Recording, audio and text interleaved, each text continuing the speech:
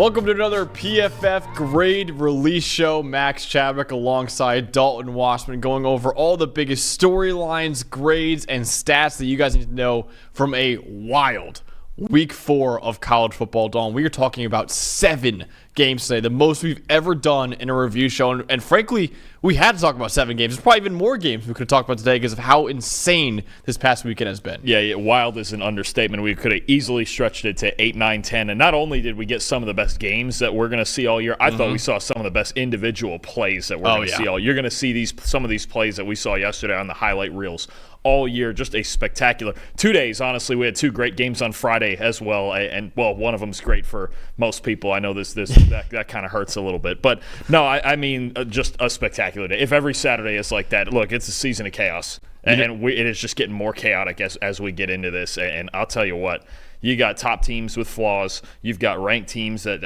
are getting, look, they got turned upside down. Obviously, last night we were up till 2 a.m. again watching big games last night because they all matter. And they all matter to all these teams. And in the playoff chase, you got more relevant teams than ever. It's insane how good yesterday was. It was insane yesterday. Yeah, yesterday specifically was great. Friday was not great if you're a fan of the Syracuse Orange. Just put it that way. I was screaming at the TV and screaming on the phone to my brother for about 4 hours after that game was over as well. But we won't talk about that. 4 hour catharsis. I'm not joking. We were on the phone until 3 o'clock in the morning.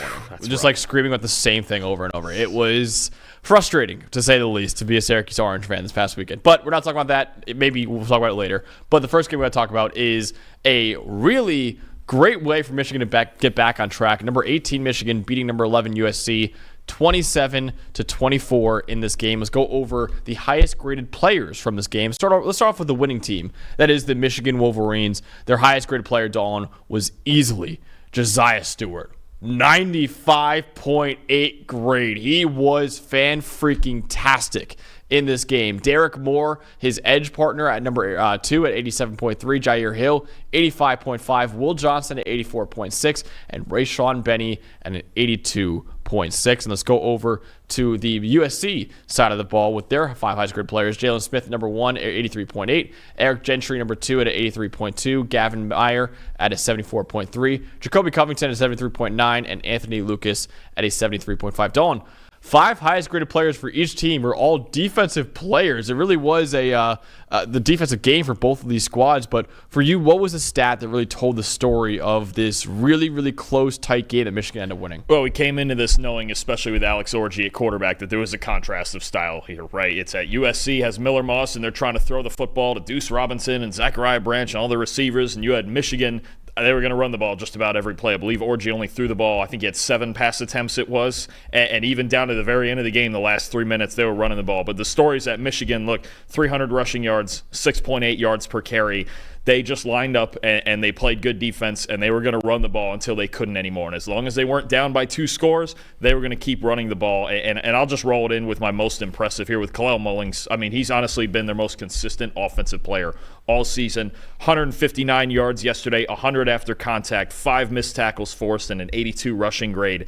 Him and Donovan Edwards are a really good pair, but Mullings has taken the lead role in this backfield. And Michigan still have a lot of issues in the passing game. I would be very worried if they fell behind by 2 scores, but as long as they're within a score and their defense can give them a chance. Yesterday you had Josiah Stewart, Mason Graham, Kenneth Grant, Will Johnson, all of their best players on defense showed up, but it has to be supported by something on offense. And honestly, that 300 number, that was a number I kind of thought about before this game, that I was like, well, they're going to have to run for 300 yards, aren't they? Like they did. I think they got close to, or they were over that mark against Fresno State last week. Arkansas State last week. This is just how Michigan has to win ball games. The quarterback situation, the passing game, the pass protection, the receivers. Colston Loveland, to win this game with Colston Loveland being out and have just knowing you have no passing threat at all. I think it was 23 passing yards on the day. Really impressive stuff. But it starts with their run game, and if you're playing Michigan, that's where you focus. But Kalel Mullings and their run game was just spectacular yesterday. That 65-yard run Mullings had, I mean, they would not have scored a touchdown on that drive if he didn't have that run, because they were quite literally had no passing game. And if he didn't break off that long run with about 2 minutes left, they would have had no chance of winning that game, honestly. So Kalel Mullings was fantastic. Dawn, my stat that I needed to know in this game was that the USC offensive line, 3.4 pass blocking grade in this game. And really, this what I wanted to talk about this is, last year and even 2 years ago, when people talk about Caleb Williams, like, oh, the offensive line is terrible. It really wasn't that bad. It was because the offensive line had to protect for a quarterback that was constantly bailing from the pocket and a quarterback who constantly was holding the ball for 3.5 plus seconds. This time, yeah, you could blame the offensive line. The offensive line was destroyed in this game. Dalton, USC had 3 offensive tackles who played in this game. All 3 of them had a pass blocking grade of 0.0. They couldn't block Josiah Stewart or Derek Moore if their life depended on it in this game. Michigan had 27 pressures in this game. 22 of them came within 2.5 seconds. 3 of the 4 sacks came within 2.5 seconds. 16 of the 27 pressures came within 2 seconds. Miller Moss had no time back there in this game, and USC allowed a pressure on 39% of their dropbacks and a sack or a hit on 16% of the dropbacks. And in the run game, too, it wasn't much better. 40.1 run blocking grade, and overall, the offensive line had a 27 overall grade. The next worst in the PFF college era was a 44.9 offensive line grade against Alabama in 2016. So, again, 3.4 pass blocking grade for USC in this one. There's only 3 worse by a Power 4 offensive line in the PFF era. And the next worst by USC offensive line is a 32.3. So you're talking about a 32.3. It's almost 11 times better than what USC had in this game. So it really was an incredible performance by Michigan's defensive line, specifically Josiah Stewart, you mentioned before, 8 pressures, 2 sacks, 23% pressure rate. Derek Moore, 6 pressures, 30% pass rush win rate. Both of them had a 90-plus pass rushing grade in this game as well.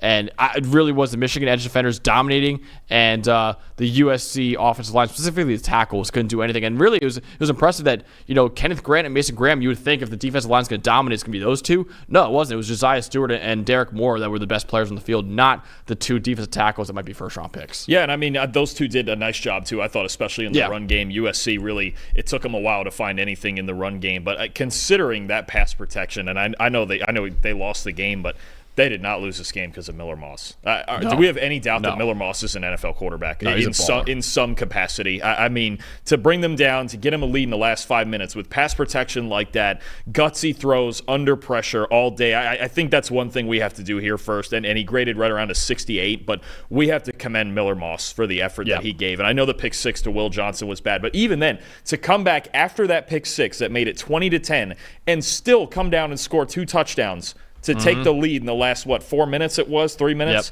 Yep. I don't think anybody who blames Miller Moss for anything here is dead wrong. They just, everything around him collapsed. And him and also I mentioned individual plays. That play Woody Marks made when Kenneth Grant was returning that's one of the greatest plays I've ever seen. Yep. He balled out. Kenneth Grant in that game. Kenneth Grant is 340 pounds, and he's streaking down the field with the football in his hands, and Woody Marks just rips it away from him. That is one of the best plays. If NFL tape, if guys are looking for like that football character sort of thing, Woody Marks has got it. That's you can watch that one play. I mean, at the time saved the game for them, because the game on that fumble, the game could have been over.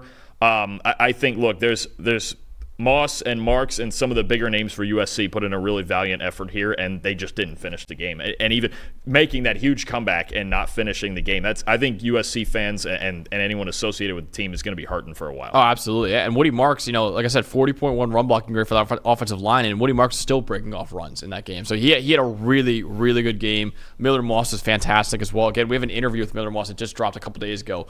Awesome kid. And he balled out in that game.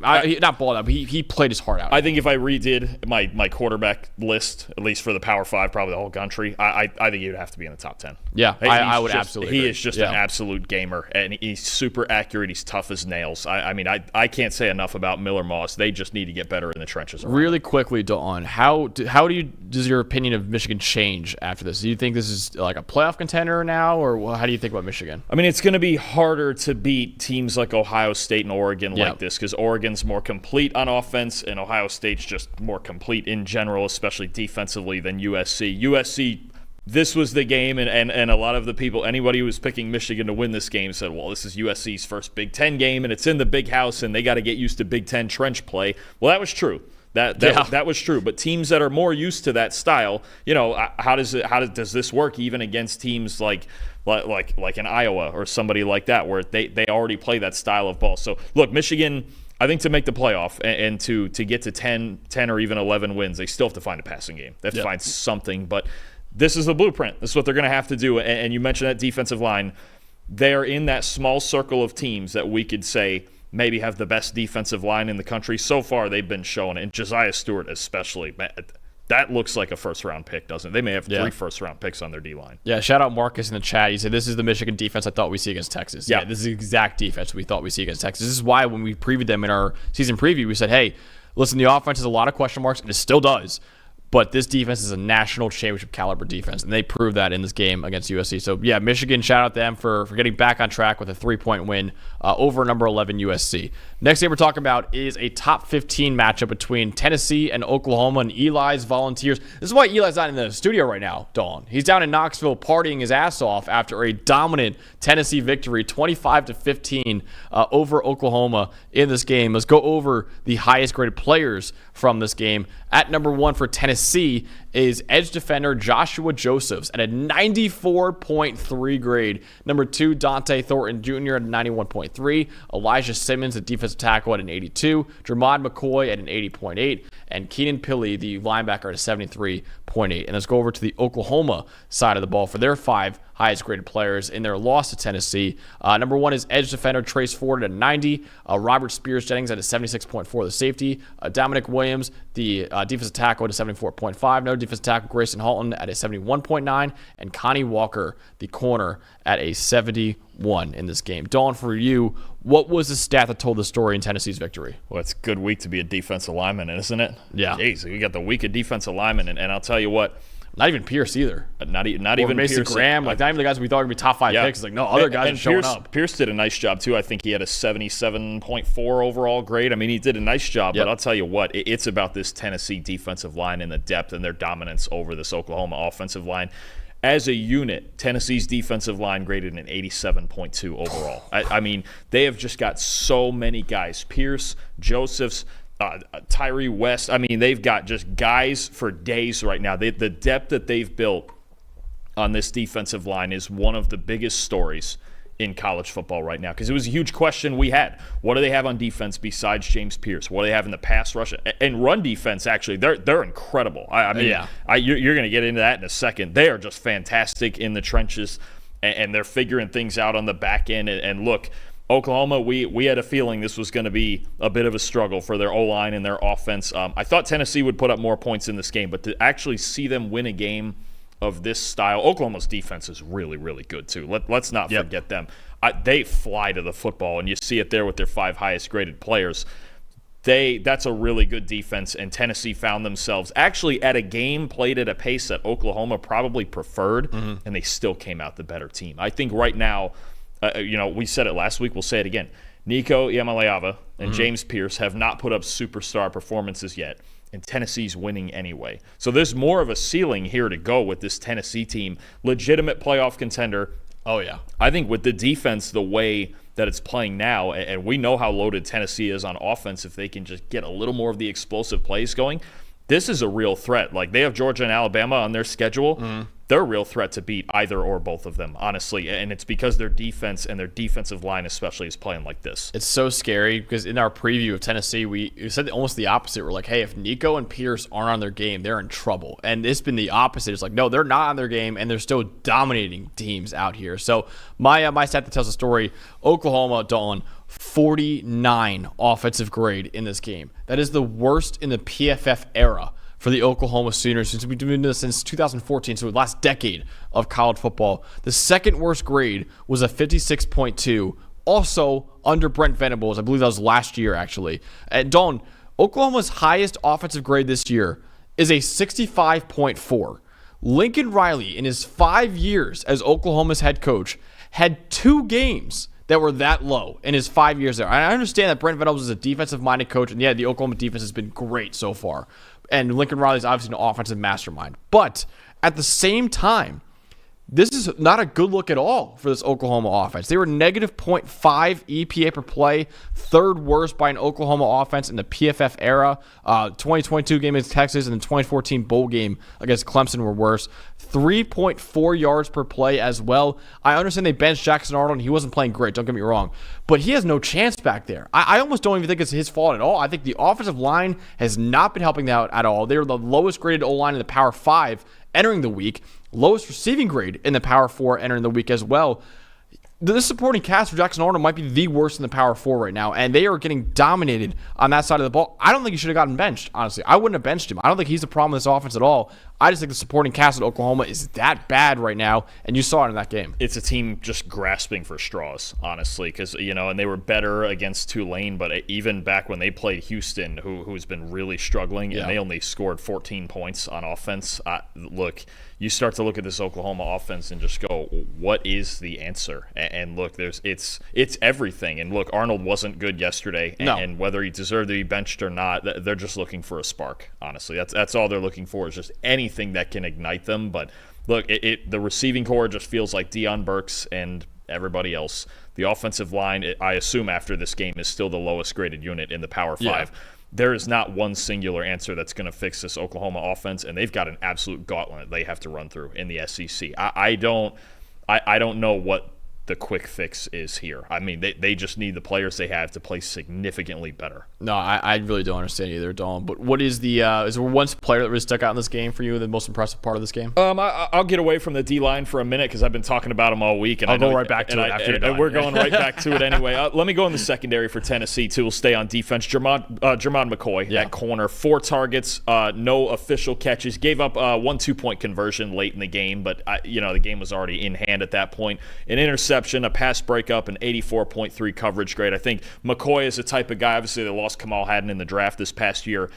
This is the type of guy that make their secondary a lot better. Now, look, their D-line, after seeing what we've seen the last couple weeks, real confident in that unit. Oh, yeah. Now the back 7 coming along with it. If this Tennessee defense becomes more well-rounded and a really elite unit and balanced unit like that, this is easily, they're already a playoff contender. We know this. They have 2 big wins already. They could be a legitimate threat to an SEC title playing like this on defense. Absolutely. Drake Holiday actually shouted him out in the chat right before you even got into him. So Drake Holiday, Jermon McCoy was a baller in that game. He was. Another guy on that defense that was balling out, Dalton, was Joshua Josephs, the highest graded player for Tennessee in this game. 94.4 grade. 99.3 run defense grade. He had 2 run defense stops, 2 forced fumbles, a tackle for loss on only 12 run defense snaps against Oklahoma. Also had 3 pressures on only 16 pass rushing snaps against Oklahoma as well. Again, we talked about before how it was James Pierce Jr. in our preview. James Pierce Jr. and then who else on this defense? Joshua Josephs, Jermon McCoy, and a bunch of other guys are stepping up as well.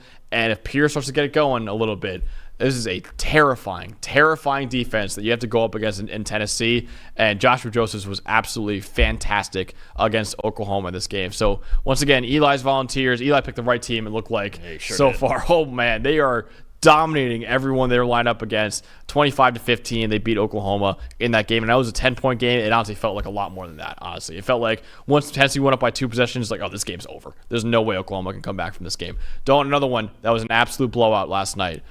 BYU 38 and number 13 Kansas State only had 9 points in this game. And you know what? BYU fans, rightly so, are coming at us in the comments saying, hey, we told you guys so. They were right. There's not a hold up. There's not even a soul in Provo who thought they were winning by 30. Not by 29. Not by 30. Not by 30. No. Some of them said they were going to win. I'll give them that. But, Dawn, I mean, we were wrong about this game, hand up. And it was impressive what the BYU Cougars did to the Kansas State Wildcats. Go over the highest graded players from this game, starting with the BYU Cougars. At number 1 is Jacob Robinson, the corner at 84.6. Chase Roberts at a 79. Your guy, Jake Retzlaff, Dawn, at a 77.9. Harrison Taggart at a 76.5. And Siani Umoa at a 75.4. Let's go over to the Kansas State side of the ball for their 5 highest graded players. Easton Kilty, the offensive tackle, at a 78.8. Austin Romaine, the 73.3. Garrett Oakley at a 72.7. Andrew Langang at a 72.4. And then Desmond Purnell at a 70.4.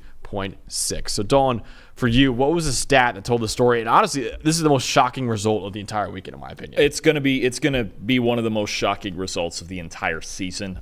Look, not just I understand you in a close game on the road. Look, Lavelle Edwards Stadium is a hostile environment. It is, especially late at night like that. But for K-State to go out and lose this game by 29 and get soundly beaten in all three phases. It wasn't just, it wasn't Jake Retzloff. I thought if BYU was going to win this game, he was going to have to play a perfect game. Yep. Nice complimentary piece. Oh, yeah. Let his defense work. The run game got going more than it did in their first three games. Special teams. I mean, look, Parker Kingston, that's one of the best plays we're ever going to see on a punt return, honestly. That muffs it, goes back to his own 2-yard line, and houses it down the opposite sideline. That's as good a play as you're going to see. We're going to see that all year. That's going to be one of the top 5 or 10 plays we see all season. Kansas State, we are not used to. I'd actually have to – I meant to look at it. When was the last time they got beat like this? Yeah. Because they just don't. Even when they lose, it's like hard fought, it's by a touchdown or whatever. They were soundly beaten in all three phases, and this is the type of loss that makes you reevaluate everything you're doing. Honestly, yeah. I mean, they were heavily favored, as they should have been, right? And they just got nothing going. But really, the stat that tells the story, it's 3 turnovers. Yeah. They only had 3 turnovers in one game all last season. They lost that game to Iowa State. They very rarely turn the football over. They had a sequence that was fumble, return for a touchdown, interception, and then that punt return. Yeah. That was 4 drives in a row for them, right in the middle of the game, sandwiching halftime. Mm-hmm. They can't win like that. No. They can't win like that, and for a very specific reason that you're going to get into. They are built to play from ahead. Mm-hmm. And honestly, even at halftime, when Johnson threw the interception in their own territory and BYU went up 17-6, you were sitting there thinking, like, this is huge trouble. Yeah. This is not how Kansas State. This is the one big flaw. Look, every ranked team, every team in the country right now has like one big flaw that we're looking at. And Kansas State is, if they get behind, what are we doing? Yeah. And I understand they had enough time to get back to the run game, but then they came out the first drive of the third quarter and threw an interception too. Yeah. So it's a real problem. If you can get ahead 2 scores on K-State, you make them very, very uncomfortable, and that's what BYU did with the turnovers. Yeah, and that's the stat that tells the story, Dalton. That goes right into it. Avery Johnson had a 35.8 passing grade in this game. He was 15 for 28 for 130 yards, no touchdowns, 2 interceptions, 0 big-time throws, 2 turnover-worthy plays, only averaged 4.6 yards per attempt. And listen, we got this game wrong. I'll admit it. But the one thing that we got right, we said, hey, for BYU to have a chance, you get this guy in obvious passing situations, and you have a great chance at winning this game. They did exactly that. They stopped that run game for Kansas State, and it couldn't do anything. They honestly couldn't do anything. And Kansas State, like I said, they're at its best when they can run the ball to victory. You saw it last week. If they get ahead on you, it might be over. And Arizona, that's why they dominated Arizona in that game, because Arizona just couldn't catch up to them with that. But if Kansas State has to catch up, they can't do it. To BYU, to almost anyone, honestly. It's the biggest question I had for them coming into the season is this type of game. When they have to drop back and throw the football. It was a question last year with a better passer in Will Howard, or at least a more experienced passer, and that's what caught them in a couple of their games. Now with Avery Johnson, who, look, athletically, incredible. The feet are amazing. He's a great fit for the offense and everything they want to do in the run game, but these are the types of games, it's the same question. We have the same question now as we did with Will Howard. Yeah. Can you just drop back without play action, without the RPO? Even more. And more so. I have even more questions about Avery Johnson's passion than Will Howard. I agree. It's raw. It's incredibly unrefined. I mean, it's just where it's at right now. And this is the type of game where he's going to struggle, and they as a team are going to struggle because they just can't. Right now, they are so in this pocket of, yes, we have one of the best rushing attacks in the country. Yep. But if we're down 17-6 at halftime, we have a serious problem. Yeah. And it's one that they tried to punch through, and on this night they just couldn't do it. They have to reevaluate just everything that they need to be doing on offense to make him a better passer, and it's going to be tough to do that week to week during the season. It's the type of thing that could take an off season to get into, and it's the same problem I think they had with Will Howard. It's honestly so similar to the team we just talked about before, Michigan, where it's like if Michigan gets the run game going early on you, it could be over. But if you get ahead on them like Texas did, They can't come back. They legitimately cannot come back if you do that. So like Kansas State's really in that same boat with how bad their passing game is. And I'll give Avery Johnson credit. He's a young kid. He's only a true sophomore. Probably got at least 2 more years after this as well, but or 2 more years because he actually played a lot last year. But still, man, right now for Kansas State, I mean, this passing game is a serious problem. And there's time. Look, he's very young, and there's time to fix this. And we saw it last year. They had an early loss to Oklahoma State, too. Oh, yeah. And they bounced back and got themselves at least in contention, right? Yeah. And I believe if they didn't lose on a tiebreaker out of the title game, they were very close still. They got back into it. They play their style of ball. They're one of the best teams in the country. It's when they don't get to do that they have real problems. Yeah, it's exactly like the Arizona game where you're like, I didn't learn anything about Kansas State, honestly, from the Arizona win. It was like, this is just who they are. Yeah. And they did exactly that. And honestly, it's the same thing Kansas State now. To an extent, this is also who they are. Yeah, it's the opposite side. If they turn, and any team, honestly, but more so with them, if they turn the ball over and they have to throw the football, this is who they are. Yeah. And I mean, now, would I expect them to lose by 30 and have breakdowns on special teams and even towards the end of the game in run defense? I mean, look, BYU was the more physical team in this game.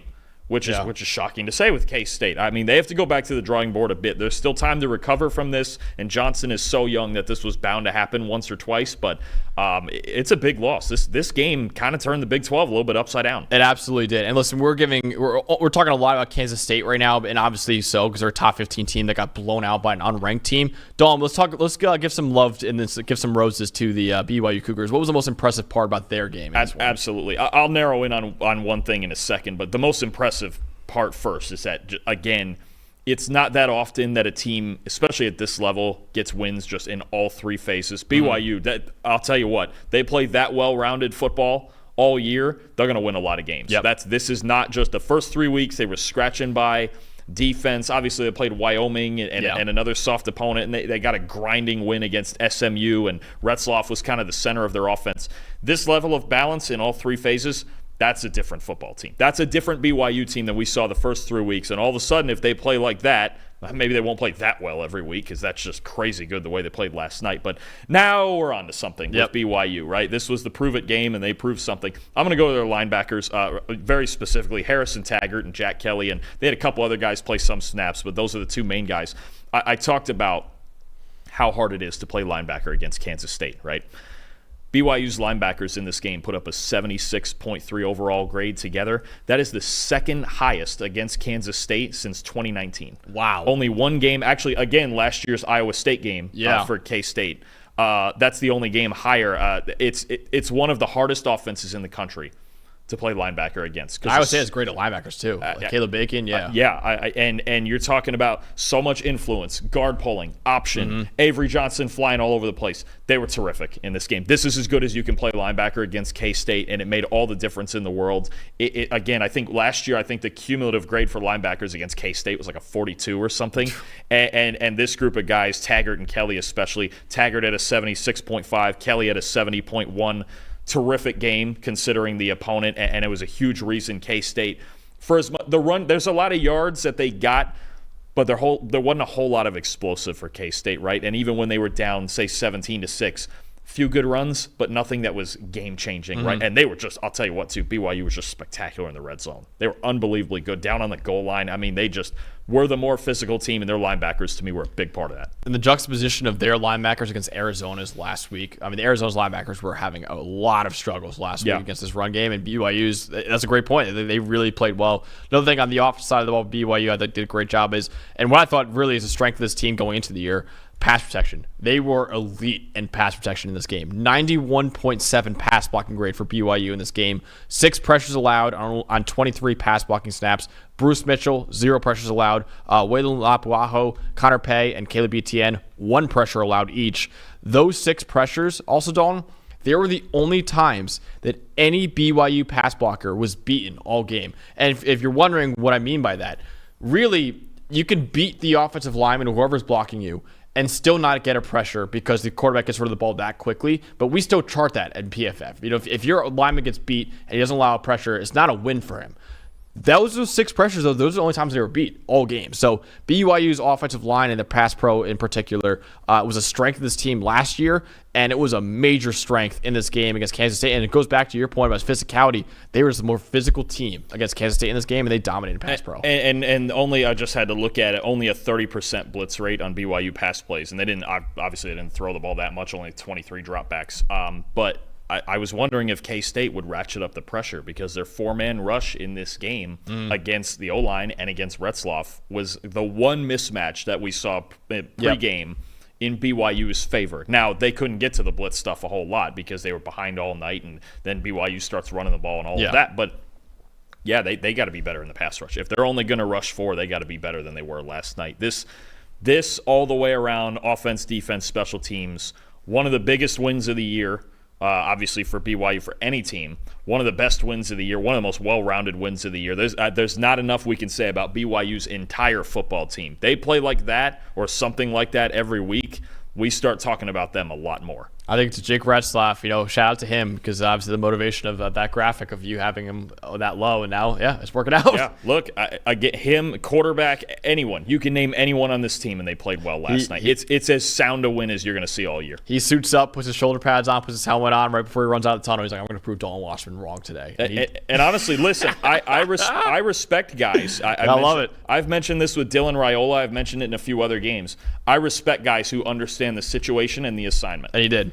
And the goal clearly for BYU was on both sides, be the more physical team, and Jake, make the throws we need you to make. Yep. We don't need you to go out there and throw 45 times tonight. Hopefully we don't need you to do that, right? This is a formula that BYU can win with, absolutely in all 3 phases. Absolutely. So a major result in the Big 12 right there, and another one coming up we're going to talk about right now is number 12 Utah beating number 14 Oklahoma State 22-19 without Cam Rising in that game, Dalton. So let's go over the highest graded players from the Utah Utes. First of all, the number 1 player for them was their safety, Alakai Gilman at an 84.9, Junior Tafuna at a 75.5, Dorian Singer at a 72.7, Lander Barton at a 72.1, and Brant Keithy at a 71.6. And then the Oklahoma State side of the ball, their highest grade player was safety Trey Rucker at a 91.4, Cam Smith at an 81.8, Lyric Rawls at a 77.8, Nicholas Martin at a 76.3, and Corey Black at a 76.3 as well. Really great day for the Oklahoma State secondary in that game. So, Dawn, for you, what was the stat that told the story in this Utah top 15 victory? This is really simple, Max. This is as simple a game as we're going to do today. If Oklahoma State doesn't get Ollie Gordon going, they're done. They're just done. They will. I know this is one loss, and this score is not at all indicative of how this game went at all. This was 22-3 for a while. Yep. And a furious comeback. Oklahoma State, a furious comeback that you still kind of felt like. Yeah, it was. Yeah, they were going to do right. It. Yeah. Like, this was a dominant effort from Utah, and especially their defense. Look, Ollie Gordon, 11 carries, 42 rushing yards. 18 of them on his last carry of the day with 2 minutes to go. So before that, basically, look at a day besides that last carry, 10 carries for 24 yards. They can't win like that. They will not. They have gotten through the first 3 games with Gordon not doing a whole lot. He had a 100-yard day against South Dakota State on kind of a lot of carries. He just doesn't look the same. This entire rushing attack. You mentioned last year he kind of worked through some subpar run blocking. That run blocking has not gotten any better despite a lot of inexperience on their offensive line. And Gordon, look, through 4 games, he has 236 rushing yards. And I want to say, I'd have to check it, but I want to say he had multiple games with more than that total. Probably. In one game last season. This is not – I know certainly one that I got to grade against Cincinnati. I believe he had 270. 236 rushing yards through 4 games, and only in his last 3 games, only forced 7 missed tackles. After he had 13 against South Dakota State, only 7 in the last 3 games. This, between the 2 teams, between the 2 Big 12 losses, K-State and Oklahoma State, I'm way more worried about Oklahoma State. Yeah. This is just like, K-State, we know what they are. If they play to their identity, they're really good. Right now, I don't know what Oklahoma State's good at on offense. Neither do I. Because Bowman and the receivers, it's a good crew, but Alan Bowman's not the type of quarterback that you can have carrying you in games like this. And even got benched and then came back into this game. They are searching for answers. If they don't get Ollie Gordon going a lot more than 3.3 yards per carry, Oklahoma State's shot. I will say it after one loss, and after they should have lost the Arkansas game, right? They got dominated in the Arkansas game. I don't mean to bring it up. They got dominated in the Arkansas game, and Bowman and Stribling and Presley and those guys found a way. That's what they do. And you have two teams here that usually just find ways to win ball games, right? But I think the alarms. I think the alarms should absolutely be going off in Stillwater right now. I don't know how, if they're going to run the ball like this, I don't know how they're going to win a whole lot more games, because their defense is decent. It's not great. Bowman is decent, not great. This was supposed to be the Ollie Gordon show, the maybe the repeat Doak Walker Award thing, maybe 2,000 rushing yards, and we're not even getting average out of their run game right now. It's just not there. I'm very worried about Oklahoma State. I know Utah, it's a big win, and we're getting into that, but I just, for me, I don't know where Oklahoma State goes from here if Ollie Gordon doesn't get going. He's on pace for like 700 yards this year, I think. It's just like, and Dawn, I was the stat I was going to do before you took Ollie Gordon. I was going to do Ollie Gordon 3 straight games with under 50 rushing yards. That's crazy, dude. For the guy who's the number 1 running back in the country coming into the year, and he's not doing anything for them out there, honestly. It's really bad, and that's a problem when your passing game can't do anything. So my stat tells the story is really goes along with that. Oklahoma State, negative .477 EPA per play until the fourth quarter of this game. In the first 3 quarters of this game, Oklahoma State averaged 3.7 yards per play, 3 yards per carry, 4 yards per pass. And Utah's offense, let's put this simply, they were not playing well either, but it almost didn't matter with how bad Oklahoma State's offense was. And yes, they did have a really good fourth quarter. They averaged 7.6 yards per play, but like we said, it was too little too late by then, honestly. And like you said, it's a major issue. With Alan Bowman, if you're relying on him and those receivers to win the game for you and not your superstar tailback who had the most rushing yards in the country last year and was one of the best players in the country entering the year, that's a huge, huge issue. So, yeah, Oklahoma State's offense was really bad until the fourth quarter of this game, and then it was too little too late by then as well. And the fact that they couldn't take advantage of Isaac Wilson starting in this game. Like, if Oklahoma State says, hey, we got Isaac Wilson, I believe a true sophomore coming into, or true freshman, I believe, coming into this game, coming into Stillwater, we have a really, really good advantage here. And Isaac Wilson wasn't good, and he still couldn't beat him. So that was a really, really bad performance by Oklahoma State's offense. Don, what was the most impressive part for you, though, in this game? I know we usually have data stuff, and that's what we do, and grades and everything like that. But we just have to throw it up for Kyle Whittingham, man. Oh, yeah. I mean, just with your backup quarterback, all week we're wondering, is Cam Rising playing? And there was so many opinions, including ours, that were, if Cam Rising plays, they'll win, and if he doesn't, probably not, because they've been struggling to score without him, right? And look, in Isaac Wilson, I think he had 3 turnover-worthy plays. It was a struggle in the passing game for the most part. He made a few nice throws for sure. I think he had 2 big-time throws also. But this is what Utah does. I mean, and they defy the grades sometimes, the analytics, look, you're going to look at the grades for this Utah team and go, oh, shoot, how did they win? And sometimes the answer, honestly, is just like they just do. Like, they just do. They play good defense. They shut down your biggest threat. It's almost like the Patriots all those years. Yeah. Where it's just like, I don't know how they just won, but they have more points than the other teams, so they won. That's where we're at with Utah. And again, they did have guys that played well, no question. Gilman, a lot of the guys, the secondary is a well put together unit. A guy you're about to get into who was the biggest piece of it. But Kyle Whittingham, look, how many other teams in the country with a backup freshman quarterback go into Stillwater and win a game? No one. I don't know. How many? Is there 5 maybe? Yeah. Texas probably. Texas, that's a Nebraska maybe. It's a different animal. I mean, how many other teams go in there with a backup quarterback in a wicked tough environment and, look, just slow the game down and the score does not indicate at all, be clearly the better football team on the field. Kyle Whittingham, the job he does with this team every single year for, is it 25 years now? 24? He's the second longest. He's tied. Actually, that was the funny stat yesterday. He's tied with Gundy for being the second longest tenure coach. 05, they both got there. So that's 20 years. Yeah. Okay, 20 years. I mean, and this is what he's been doing for 20 years. It's just they find ways to win and they find ways to get on with their season. And they will, even though it's a win, they will flush it down the toilet and they will move on to next week and do it again. They got Arizona next week, don't they? Yeah. What a game. I can't wait for that. That's one of our games we're previewing. Yeah. Absolutely. I mean, what a huge game that is. And how can you doubt him at this point? Listen, and Bork actually made a great comment here. Morgan Scalley, the defensive coordinator, also deserves a lot of credit. Absolutely. He's been fantastic. Don, Kyle Whittingham, he beat Oklahoma State in this game. He also beat us because for the second time now, last year I interviewed Kyle Whittingham right before the season, and this is the whole Cam Rising, is he going to come play against Florida or not?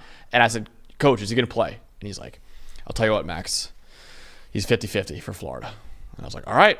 And he didn't play. And I was like, okay, 50-50. Sometimes the coin goes the other way too. Then the next week could be 70-30. Next week. And I was like, all right, we'll play next week. Yeah. He didn't play all year. And then this week, they asked him and they asked Dorian Singer, and they're like, no, Cam is freaking playing. Don't worry about him. He's playing. And then right before kickoff, he's like, no, he's not playing this game.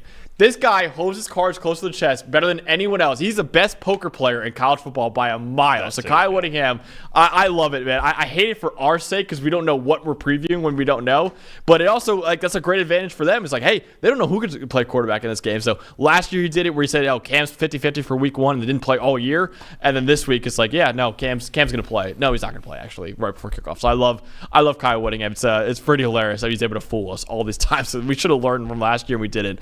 My most impressive part, though, is Mekhi Bernard, who we said his name wrong last week, and we messed it up, so we apologize for that. But we definitely need to get his name right now because how awesome he was in this game for Utah. 26 carries, 186 yards, 7.2 yards per carry, 142 yards after contact. He averaged 5.5 yards after contact per attempt. He broke 7 tackles for a 27% broken tackle rate. 5 carries that went for 10-plus yards in this one as well. And Isaac Wilson was really struggling as a passer. And it makes sense. True freshman in Stillwater. Bernard was really the entire offense. He had 42% of their offensive yards in this game. So Mekhi Bernard was a superstar. And listen, I know it's a defensive game heavily for both sides, but Mekhi Bernard was really the only source of offense for honestly either team in this game. So he was really good. Yeah, absolutely. You would have thought he was Ollie Gordon out there. Honestly. Really. That's the formula for Oklahoma State to win, and Utah took it to him. I mean, huge win. First of all, it's one of the biggest wins as far as just in the Big 12. Oklahoma State was thought to be one of the contenders. Obviously struggling now, but it's still a huge road win to get. And that was a big thing for me, too, is Utah last year, big splits in production, home and road, right? Just dominant at home, struggled on the road. Now you get a big road win. Now you get to go back home and play Arizona. Big consequential win for Utah. And again, I'm very worried about the Cowboys. Absolutely. So next game we're going to talk about, Dalton, is whoa, boy, another Big 12 one. Colorado beating Baylor 38-31 in this game. And, man, we did not think we were going to talk about this one entering the day. What a shot of adrenaline this was. Boy, this was 38-31 in overtime, I should have said, in this game as well. Let's go over the 5 highest graded players for Colorado. Start off in this game.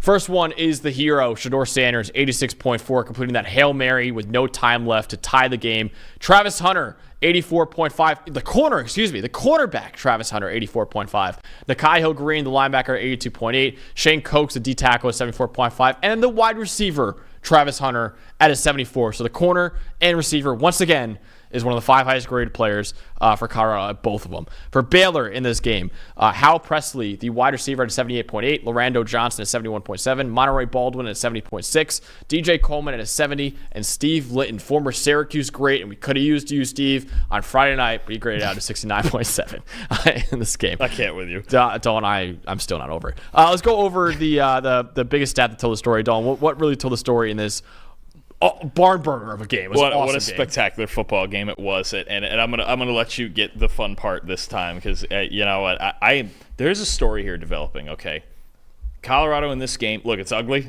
and it took a Hail Mary, and don't forget my guy LaJohntay Wester, FAU legend, catching that Hail Mary too. Don't forget him. Saving Will Sheppard, by the way, from Colorado fans hating him because Will Sheppard dropped that pass I've never seen anything like that, and I don't know that we will again. Yeah. You got a Hail Mary that he would have scored on. Yep. That Will Sheppard dropped, and they come back the next play and catch the next Will one. Sheppard's like, dude, thank you. I don't know if we'll ever see that again. This entire game, first of all, was just incredible. Yep. Front to back, haymakers. It's a Big 12 game. We had Baylor's pass rush getting after it in the second half. You had a kick return touchdown. You had diving catches. You had crazy throws. You had everything. It was just what an awesome football game this was. Yep. And look, I'm going to peel it back a little bit here. Story for me, and it's actually over the last 2 weeks, is Colorado's run defense. I've been saying in the Big 12, 2 things are going to win the Big 12. Quarterback play and run defense, right? Utah's kind of getting that when Rising's healthy, and their run D was really good against Oklahoma State. BYU's run defense, right? We're seeing Colorado right now. Look, last night, as a team, an 86.1 run defense grade. That is their highest run D grade since 2018. Wow. And last week was their highest run D grade since 2018 with an 85.2. All right. Look, last season, it's their second straight week over an 85. Last season, they were 122nd in run defense grade. They're 15th right now. Holy. And there is a huge difference. I'm going to tell you, especially at linebacker. Okay, we talked about earlier in the year. They at linebacker. Okay, and we talked about a bunch of transfer guys they've brought in, right? Okunlola, B.J. Green, Chidozie Nwankwo, right? And one guy I'm going to highlight real quick in this is Nakai Hill-Green, who had that huge grade in this game and an 88.8 run defense grade this week. He has a 91.7 run D grade on the season. Wow. And the last couple of games, what they've done, so it's been Levante Bentley, and he's been really good. And it's been Trevor Woods at linebacker, okay, who the second half of last year moved from safety to linebacker, and this year he's just light. He's a safety body playing linebacker. He was struggling. They've gone more in the last couple of games to Hill Green, the transfer from Charlotte. He is spectacular. You want a gap filler? This is it. I think they have found the right combination for their run defense in Bentley and Hill Green, along with a bunch of guys playing really good up front on their defensive line. They got to get a little more pass rush going, but I'll tell you what. I'm telling you right now, they went in the portal, and they found a bunch of run defenders in the portal because they needed it bad. Their linebackers last year, identical, 122nd in the country in run D grade. Right now, it is Ole Miss, Alabama, Colorado at linebacker. This is a massive story. And you think about, and I know the offense, it's Shador and Hunter and all that are always the story. Yeah, I'll get into them. But this was the thing in the portal. Last year they were just getting guys because Colorado was horrible and they needed talent. They went and specifically targeted this front seven with a bunch of transfers and a bunch of really good run defenders. And right now it's working. It's starting to work, and I've said, look, they have the best quarterback in the conference. Yep. Right? Yeah. Sorry for all the controversy, but he's the best quarterback in the conference. Take all the off-field for what you want. We'll worry about that later. He's the best quarterback in the conference. Yep. Is he the best quarterback in the country? Maybe. Cool. They really might. Honestly, is he not top three? He's up there. Good. How many other guys pull off what he pulled off last night? He was getting killed in the second half. No. Yeah, he's up there. He got sacked 8 times. Yeah. And he managed to pull that off. But again, quarterback play, and they have that, and run defense. Their run D next week, and we're going to preview the game at UCF. If they come out in run defense against UCF like they've played the last 2 games, we've got a story in Boulder again now. And I know everybody's not everybody. There is a set of people that are incredibly sick of the Colorado hype. Yeah. I will tell you right now, they are better in the trenches. Yep. The pass pro, it comes and goes still, that's for sure. But I'll tell you what, when you have Shador and Hunter and Wester and Horn and everybody, they find a way. Still need to run the ball better for sure, but for me, this run defense is a massive story because I have said this for a while. Whoever finds run defense in the Big 12 against all these backs and all these rushing attacks, those are going to be the teams that rise. And for the last couple of games, it's Colorado, it's BYU, it's Utah. It's who is going to stop the run. Yeah. And if Colorado's one of those teams, hate to tell some of you out there, but they're going to be in the race. That's just where it's at, and there is on-field proof that it's happening right now. And the reason why they're in the race, besides the run D being so much better, is Shador Sanders and Travis Hunter just being absolute freaking superstars. I'll go into Shador first. He accounted for 86% of Colorado's offensive yards in this game. 341 passing yards, 2 touchdowns, 78.5 passing grade, 4 big-time throws, 0 turnover-worthy plays. Also, Dalton, 12 carries for 77 yards and a touchdown in this game. The second most rushing yards he's had in a game in his entire career. Going back to Jackson State and even Colorado, as he only had one more game where he had that many rushing yards or more, honestly. So, as always, he's the entire offense for Colorado in this game, and once again, he was the hero for them. There's no one better, honestly, than Shador Sanders in a 2-minute drill. Honestly, there's no one better in college football, and he was spectacular in this game. And once again, he was the best player. Actually, no, not the best player on the field, but he was a superstar for Colorado in this game. I mean, it's weird because of the way the with Hunter in both ways and all of that. It's really a cohabiting. I mean, no, and that's my most impressive. I just couldn't do anyone but Shedeur. Yeah, and you mentioned the rushing in this game. You said it was a career high in rushing yards, right? Second most. I mean, to have the awareness, we don't usually see him do that. He usually doesn't want to improvise to run, but he had to in this game. He just had to. I mean, the level between on structure, out of structure, any of it, Shedeur sent it. Just a superstar. I mean, on the field, you can't doubt what he does. If he's not the number one quarterback in the country, he's a top 3, no lower than top 5. I mean, he's one of the best. He's one of the best quarterbacks, if not the best. One of the best players in the country. And rolling back real quick on the run game thing for Baylor too. Just there's one stat I missed here. Their running backs had 31 carries for 83 yards. If they and it goes with Shedeur, right? I need Shedeur to have opportunities, right? Don't let teams run all over you, win time of possession, shorten games, right? The more drives and more opportunities he gets, these are the types of things that can happen. So it all works hand in hand, but no, it has to be Shedeur. How many other quarterbacks win that game last night for Colorado? Not many. Not many. 2, 3? Yeah. I just the level of football IQ in and out of structure is just incredible. And the fact that, like, I know he gets a lot of flack for blaming the O-line a couple weeks ago, but, like, it almost makes sense. He's getting killed back there, and he's still delivering. Got sacked 8 times last night. The second half, they were better. Killed. They were okay in the first half. The second half, it was breaking down on them. Yeah. It was. And I'll tell you what, too, and I think it was hard to see on camera, it was raining last night, too. Oh, yeah. That's not a game a team like Colorado is supposed to win in the rain. And still made that throw in the rain, too. Yeah, it's ridiculous. It's just ridiculous. Dawn, my most impressive player is your 2024 Heisman Trophy winner, Travis Hunter. I don't give a damn what their record is at the end of the year. If he plays all 12 games. If he plays all 12 games, yes, that caveat. As long as we don't see him gas out or get hurt or anything, like last year missing 4 games or so with the cheap shot. I mean, I'm with you. Through 4 weeks, it's him. He's the best. We said it before. He's our number 1 player in the PFF College 50, which is the top 50 players in the country. And we got a lot of flack for that. Travis Hunter's not the best player in the country. He's not even the best corner or the best receiver. Yeah, he's probably not, but he plays both at an elite level every single week. And that is so rare. He's the best player in college football, bar none. Bar none. I don't care who else he put out there. He played 144 snaps last night. Just for reference, our minimum that we set for every week is 25. That's about the average that a starter plays in a game is 25 snaps. He played 144 in this game. That's like 6 times as many as the average starter, man. And still, top 5 player for Colorado on both sides of the ball in their grades this game.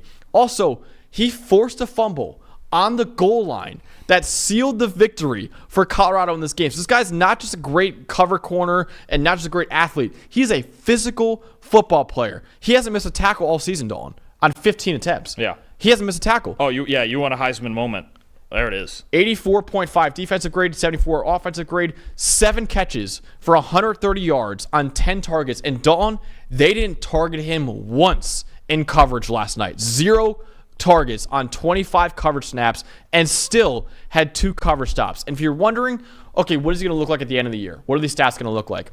Right now, he is on pace for 111 catches for 1,416 receiving yards, 15 receiving touchdowns, 3 interceptions, 3 forced fumbles, 6 tackles for loss or no gain. That is what his season pace is on. Honestly, he should have more interceptions than that. He only has 1 right now through 4 games. He's probably going to get more throughout the course of the season as well. But 1,400 receiving yards, 15 touchdowns, and 5 interceptions at the end of the year? And I just had to find it just now real quick. He is 13th in the country in receiving grade, and he's 8th in coverage grade. That's the he's the best player in college football. That's the stupidest thing I've ever heard. He's the best player in college football. And honestly, the more he plays like this, the more I'm thinking, you know what? When he gets to the NFL, keep doing it.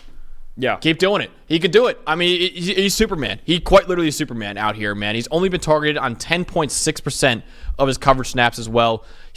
I'll say it right now, he's the rarest college football player I've ever seen. Yeah. In my lifetime, my 25, almost 26 years now, I've never seen a college football player quite like Travis Hunter.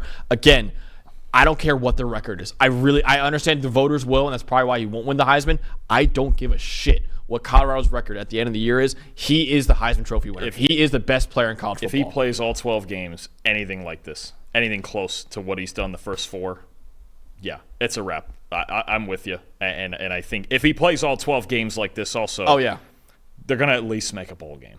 Oh, yeah. Like it's and that's just enough. At least. And honestly, and for a program that was 1-11 2 years ago. Yeah. 2 years ago. And now they're making a bowl game. That's like amazing. Yeah. I know it's like not the hype that you want, but. And I would know this is he's the exception to the rule. There are no rules with Travis Hunter. Dude, 144 snaps. This is one of those players that if he doesn't win the Heisman, we're going to look back and be like, that was bullshit that he didn't win the Heisman Trophy. It's just like, if you want to give it to the most outstanding player in college football, which is what the definition of the Heisman Trophy is, this is the most outstanding player in college football, bar none. He's played, if we include special teams, couple of special teams snaps in here. Why? He's playing special teams too? I didn't even know that. Only not much. Okay, but still. Literally, that's like the one time for him to actually get like a breather. There's like 10 snaps in here. All right, still though. Through 4 games, he's played 531 snaps. Dude, again, the season-long minimum is 300, by the way. He's already played double the season minimum, and he's 4 games in. Just there, again, we could do it every week. Should we just name the Travis Hunter segment as well? What do you do this week? Yeah, it's just I don't think we can quantify how ridiculous this is. No, dude. No, I don't care. Again, I just don't. The record. I do not care. Right now, do not care. Right now, it's him. Yeah, it's not a question. He's number 1 for both of us. He should be number 1, I think, for a lot of people. I know Cam Ward. I know some other guys have the numbers. God, I hope the voters don't. I know a lot of these, older voters don't love Colorado. They better not hold that against him. If he gets through all 12 games of a season and paces anything close to what you just said, he has to get it. Dude, 1,400. He might win the Blitnikoff. 1,400 yards. Like he might win the Blitnikoff and the Thorpe. If he wins both of those, he has to win the Heisman. Oh my God, he is spectacular. There is not enough to quantify. The rarest player I've ever seen. Yeah, he's also. I'll say this right now, in a not great quarterback draft, he's the number 1 overall pick as well. Just how valuable he is. That's a fun one. I think you might have to take him. That's going to be. I think you might. April. I think you might have to take another one. All right, let's go over to. That's all. We talked a lot about that. Get out of the Big 12. Get out of the Big 12. The Big 12 is stressful, man. Jeez. That was 3 straight games we just talked about with the Big 12. Wow. Okay. Let's go to the Big 10 now for another. We actually have 3 straight overtime games we're talking about, Dawn. Number 24 Illinois beating number 22 Nebraska 31-24 in overtime. Let's go over the highest graded players. First off, for the Fighting Illini in this game, Luke Altmaier, the highest graded player for Illinois at a 79.9, Tanner Arkin at a 74.5, Seth Coleman at a 73.5, Josh Kreutz at a 73.3, and Xavier Scott at a 71.7. And let's go over to the Cornhuskers for their 5 highest graded players. We got Jamari Butler at 82.1, Dylan Raiola at a 78.5, Sierra Wright at a 73, Jamal Banks at 72.3, and Isaiah Nair at a 72.3 as well. Dawn, for you, what was the stat that told the story in this awesome Friday night game between Illinois and Nebraska? Yeah, first of all, spectacular game. Both quarterbacks were terrific in this game. I would say, they Altmaier had 1 fumble, Raiola had 2. I think even better than the grades would indicate. Mm-hmm. They were both spectacular in this game. But what this came down to for me was one team in crunch time being able to find a pass rush, Illinois, and one team that couldn't. And Illinois in the fourth quarter and overtime had 5 sacks. I think one of them nobody got credit for because Raiola fumbled and fell on it, but still 5 sacks in the fourth quarter and overtime. Nebraska couldn't find a pass rush like that. And the big thing, you talked about it, is Illinois, they like to send 5. They like their man coverage. This is what they do, and they're not going to stop until the game is over, and they didn't. Luke Altmaier, well, I'll start with Altmaier. Against the blitz, an 80.9 passing grade. Raiola, a 59.3 with 3 turnover-worthy plays. This was the difference in the game, is when it mattered most. This incredibly even game, I would watch these 2 teams play 10 times. Yeah. I would. If you told me they were playing a best of 7 over the next 7 weeks, I would watch every single game. What a great football game this was. But that's what it came down to, is when it mattered, Altmaier, we talked about it.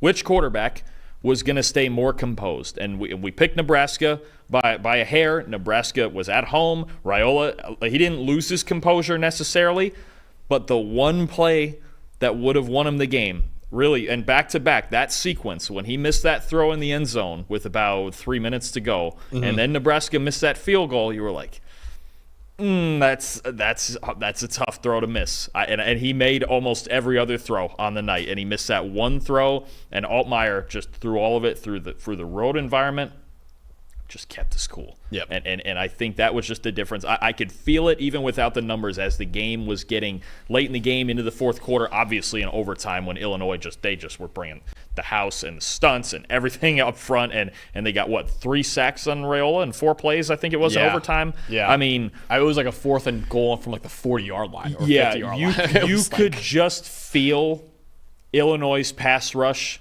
getting there and Nebraska's not, and that was, to me, the difference in the game. So Illinois getting those 5 sacks, getting what I think it was 3 in overtime, that was the difference. And you just had one quarterback who was a little bit better protected and did better against the blitz.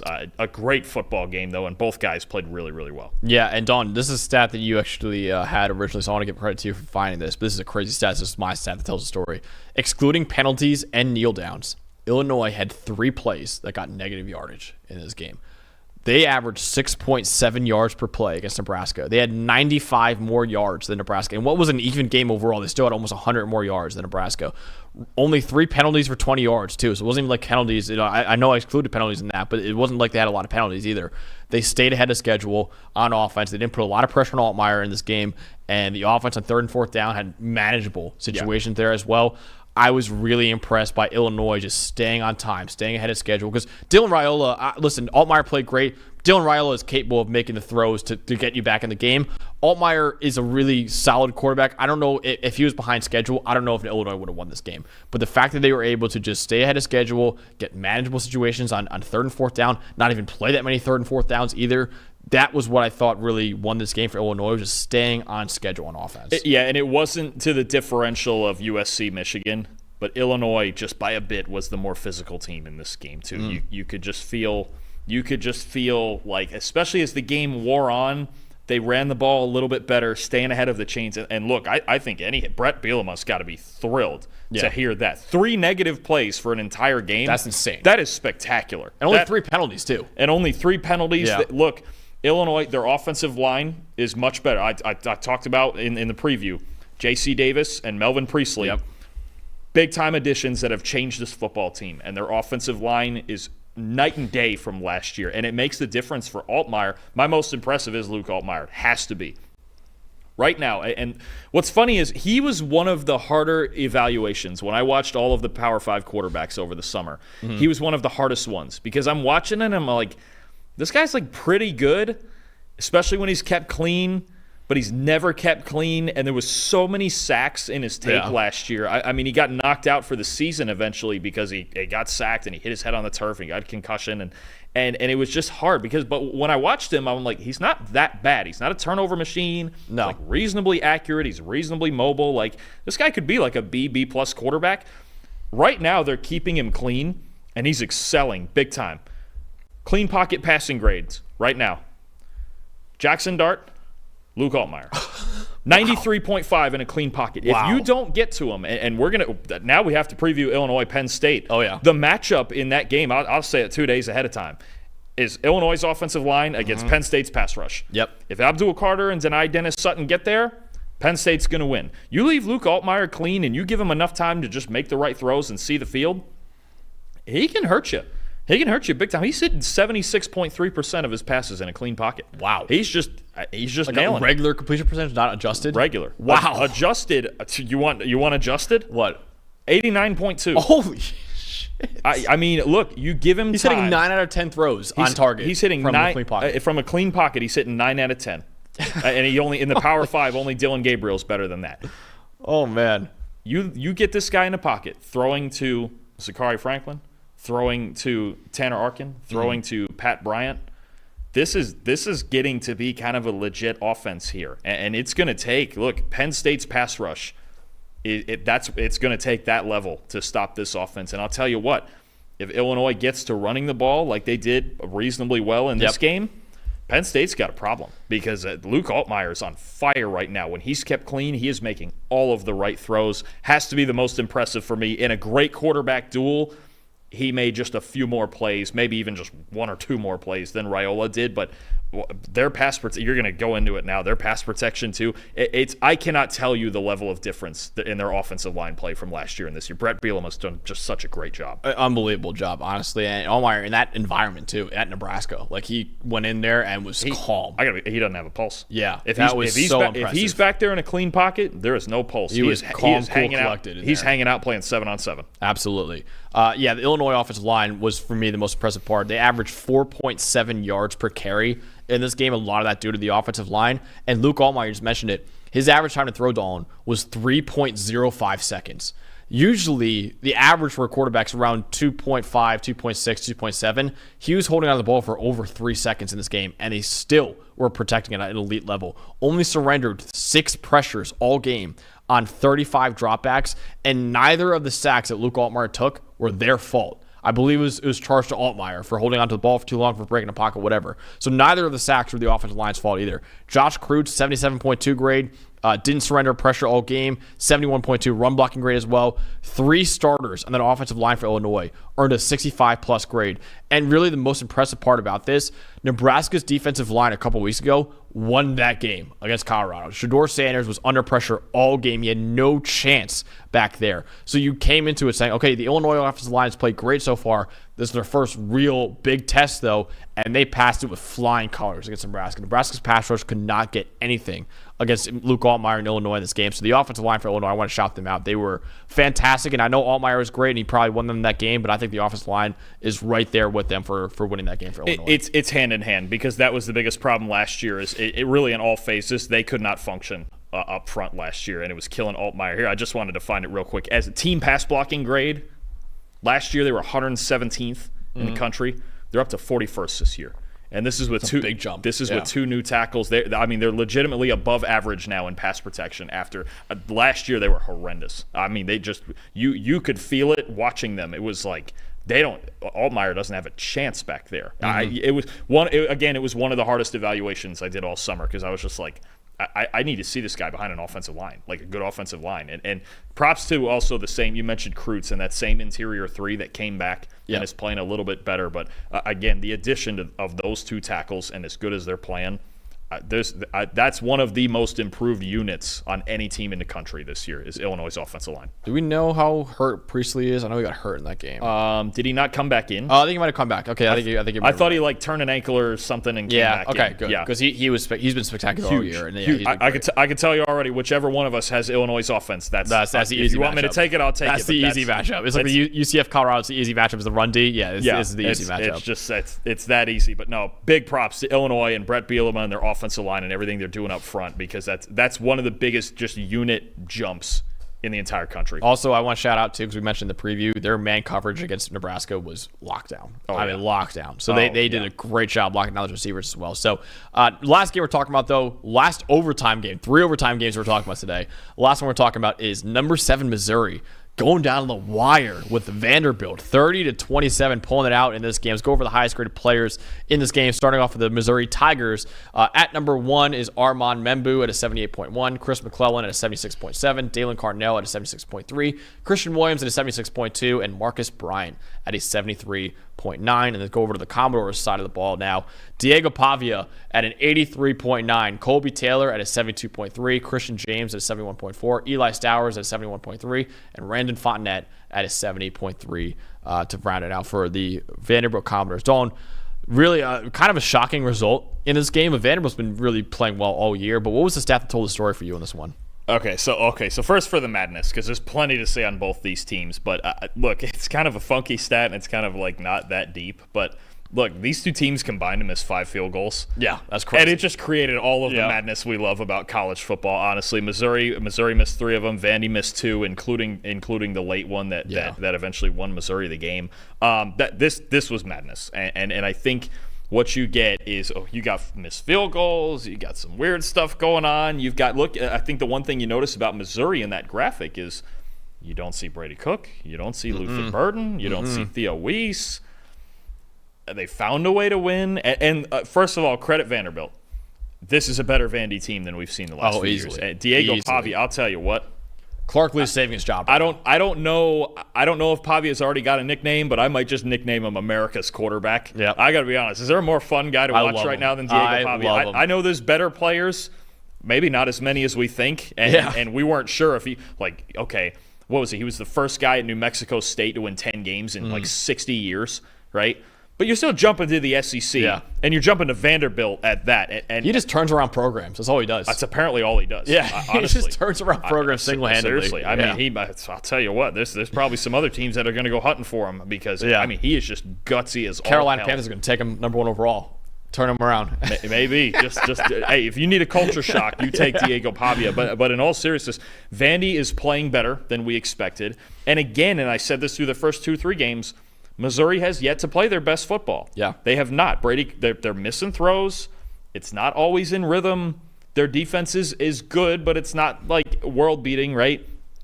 They're finding – I'm very in between on Missouri right now because there's part of me that goes, we know the potential. We've seen it last year, and they've yet to play their best football, and they're 4-0. And they've beaten – and they beat their two soft opponents pretty darn soundly, 89-0. Mm-hmm. Found a way to win against BC in the first real game, and again, Vandy is much more game than they've been in past years. Oh, yeah. They're playing a lot of games like this. This is not the worst team in the SEC anymore. No, not absolutely not. No, this is at least a decent football team that went in there and have a gutsy as hell quarterback. But then I go with Missouri. I go, okay, you have a week off, and then they have to go to A&M. Yep. And then I think they have 2 more games, and then the Alabama games come. Mm-hmm. They need to start playing their best football. Oh, yeah. Because if they don't start playing their best football, they will get to that Alabama game, and they're going to have a big problem, and they're not going to look like the 7th best team in the country. No. So, again, the execution, not wicked crisp, but they're finding ways to win games, big moments. They're leaning on Luther Burden, and I'll skip to most impressive here for me. I really like Nate Noel at running back. Oh, second week in a row. Balling. 22 carries, $197, 5 missed tackles. He is 10th in the country in rushing yards right now. The fact that Missouri, it's the weirdest thing for me because we both, did you have Missouri in the playoff preseason? Yeah. We both had Missouri in the playoff preseason. And part of what makes them great is this balance and the run game, and they played good enough defense to escape this one, and the BC game, they figured it out in the second half. But at some point here, they need to start playing their best football. Yep. I think a week off. I think a week off right now is actually a very, very good thing for them. I think especially they're going to go into Kyle Field. We know A&M is struggling. No, they squeezed out a win against Bowling Green last night. Bowling Green, that's a fun team to watch. The Fighting Falcons, man. You don't just schedule Bowling Green and quote Dave so far. You don't just schedule Bowling Green. Penn State and A&M learn the hard way. Harold Vannon Jr. Oh, we'll talk about him in a second. Yeah, we will get there. But yeah, I'm in between them, Missouri. I just go, they don't currently look like the 7th best team in the country, but I know it's in there. Yeah, right? It's in there. And we're trying to find this, and we're just barely finding wins. But there's other teams right now in the top 10, top 15 playing better than them. And that would concern me. They have a few more weeks to go before the Alabama game in Tuscaloosa. That's their window that they need to figure this out. Yeah, my stat that tells stories really goes into that. It's negative .055 EP per pass in this game. It's the second worst Missouri's had in a game over the last 2 seasons, and the only one that was worse was the bowl game against Ohio State last year. So it's crazy that it not looked this good. They're 47th in EP per pass this season. They have a top 10 quarterback in our opinion in Brady Cook, one of the best receiving corps in America, an excellent offensive line protecting Cook, and a brilliant play caller in Kirby Moore, and a good ground game now to kind of like balance it out. And they still can't get it done. It's so maddening because it's like literally there's nothing wrong here. It's not like the offensive line's not protecting. It's not like the receiving corps is not getting open. It's not like Brady Cook's a bad quarterback. Nothing is wrong there. They're just not doing it. They're just executing. They're just not doing it. They are executing offensively at like a 75-80% level. Yeah. They're not because if they're executing all the way right on offense, they're putting up 45 points. And it's not like Colorado where it's like, oh, they have no run game, so the defenses know, hey, let's just drop 8 back in coverage and we'll be fine. No, they have a run game too. You mentioned with Noel. So Luther Burden III only has 100 yards once in a game through 4 games so far. He's not even the team's leading receiver through 4 games. That's the craziest part. Theo Weiss right now is the leading receiver for Missouri right now. So they got a couple weeks to figure it out before traveling to Texas A&M next. But this passing game has been little eye-opening, I will say, for Missouri, because it doesn't make sense. It's almost like you got all these great things going on, a great coach and great offensive line and a great quarterback and a great receiving core and a good run game to balance it out, and still not working. It's a very good week to have a bye week. Yeah, they just like really go back to the drawing board. Like, all right, what's going on here? What's the issue? It needs to be stressed. Look, great year last year, 4-0 start.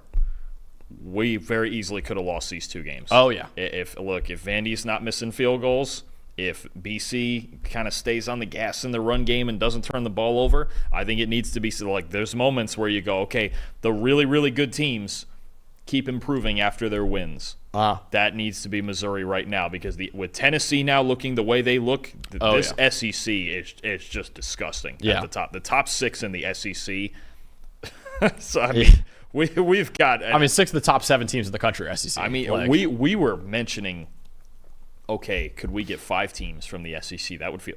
Could we get 6? Could we? I mean, could we just get half the playoff be the SEC? I mean, if Notre Dame doesn't make it, that opens up a spot. And I don't know if ACC and Big 12 get 2. And then the Big 10, maybe with Michigan back in the mix. I don't know. I mean, if they got to lose too. We've got the top of this SEC is crazy, and Missouri right now, they need to start executing better. Half the playoff come from SEC people would be pissed about it. But honestly, at this point, it's like I don't know how you could argue against it. Real quick, I want to go over most impressive. We mentioned before Diego Pavia. He is single-handedly saving Clark Lee's job and single-handedly turning this Vanderbilt program around. He has been fantastic this year. And also credit to Clark Lee for recruiting this kid and getting him to come here as well. That's a great job by him. And a guy that is entering the hot seat, entering the year, he is absolutely not on the hot seat right now. I think Clark Lee's doing and we'll see how the rest of the year goes for Vanderbilt, but he's doing a fantastic job this year. And I think getting Jerry Kill as an assistant on their staff hell of a job. Helped a lot. And getting Eli Stowers, too, the tight end that came over with former 4-star quarterback that came over with him and moved to tight end. These guys, I'll tell you what, the New Mexico State Commodores is what they are. Look, Diego Pavia right now, I just had to look at it. Vanderbilt has the 6th best quarterback in the country. Just going to say. I mean, that's insane. 90.9 grade. He had 1 big-time throw, no turnover-worthy plays, 83.9 grade against Missouri, 178 passing yards, 2 passing touchdowns, also ran for 103 yards as well. Vanderbilt has not made a bowl game since 2018. They might do it this year because of Diego Pavia. So he has been unreal for Vanderbilt so far this season. I want to shout him out right there. Even in the loss, he deserves a shout out. All right, Dalton, we're done with our game reviews now. Let's go over just a few standouts from the other games around college football. Who really stood out to you this week? All right, so we had a fun game in Chapel Hill, or at least for some people. It was a basketball game. You know what? It was legitimate. 70-50 is a basketball score. North Carolina's biggest rival is Duke. Yep. They're worried about the wrong Dukes. They needed to worry about James Madison and Alonzo Barnett. My word, like what a game he had. 70 points on offense, a 90 grade, 491 total yards, 7 touchdowns. He's just dropping bombs all over the place on the Tar Heels. First player, I credit ESPN for this stat that I saw last night. First player in Sun Belt history with a game with 5 pass touchdowns and 2 rushing touchdowns. One of the greatest performances in Sun Belt history. I mean, and look, we were concerned about James Madison and losing all those players, all those guys going with Kurt Cignetti to Indiana.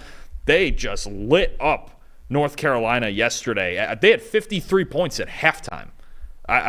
Look, James Madison, I'll tell you, we thought there was going to be a big drop-off in the Sun Belt for them, and they were going to have a down year, losing the coach, losing a bunch of guys.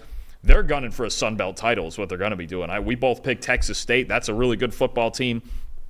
That's a competitive conference, but James Madison is not going anywhere, and a huge, huge win at North Carolina for them. I couldn't believe when I saw it was halfway through the second quarter and they had 46 points. I was like, what is going on here? I had the Ohio State game on. I had the Florida game on. I was like, what is happening in Chapel Hill right now? 40s. I thought it was a typo. I didn't know what was going on, but Barnett was just spectacular. Man, what a game. I mean, 70-50, legit, like I said, is a basketball score. That's insane. So I want to shout out Cade Klubnik, another quarterback, Clemson.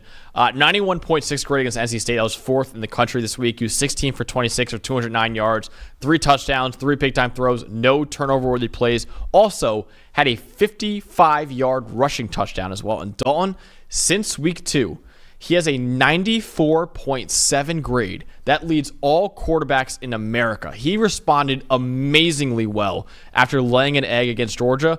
And those 2 90-plus graded games he had against Appalachian State and then yesterday against NC State, those are the first 2 90 grades he's had in his entire career. If this is the Cade Klubnik that we get the rest of the year, your pick of the Clemson Tigers to win the ACC and make the playoff, all of a sudden looks pretty good, man, because that defense is really good.